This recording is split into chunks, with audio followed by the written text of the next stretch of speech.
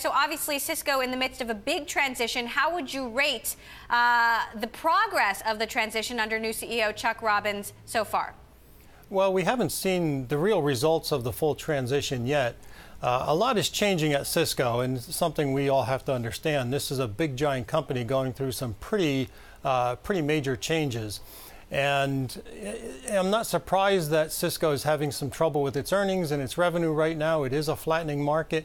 But compound that with the fact that Chuck Robbins is indeed changing the company in some pretty dramatic ways. And he's made some really good progress, I think, in making those changes, but it's going to take some time until we see the residual effects of that and where he's going to take the company into some of the growth areas.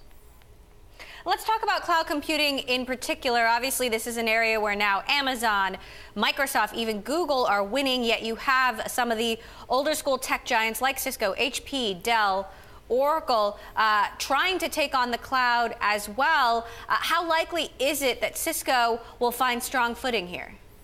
Yeah, we've written on this recently about the changing market landscape and how the cloud companies are really getting a lot of the corporate technology spending these days. And that's at the expense of the companies you just mentioned, Cisco being one.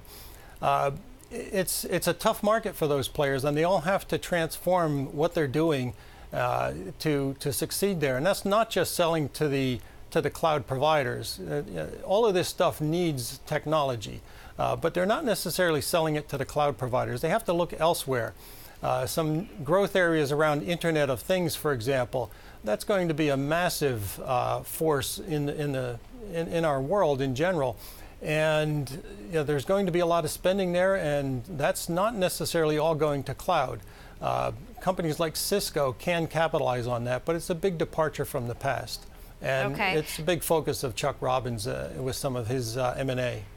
I did sit down with Chuck Robbins a couple of months ago on the one-year anniversary of him taking over from John Chambers. I asked him about the election. As I understand it, he has traditionally voted Republican. However, he would not tell me who he was voting for, unlike many other Silicon Valley executives who came out strongly against Donald Trump.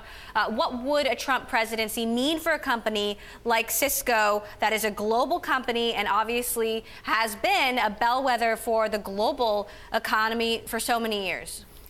I don't know that it's going to make that big of a change for Cisco.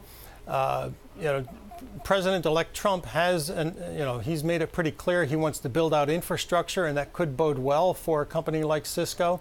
But a lot of that infrastructure is more the physical infrastructure, highways and bridges and that kind of thing. And there, you got to question how much a company like Cisco can benefit from that. And maybe some of the politics of the geopolitics of the Trump administration could impact some international trade, but I think people will just come to their senses and do the right thing.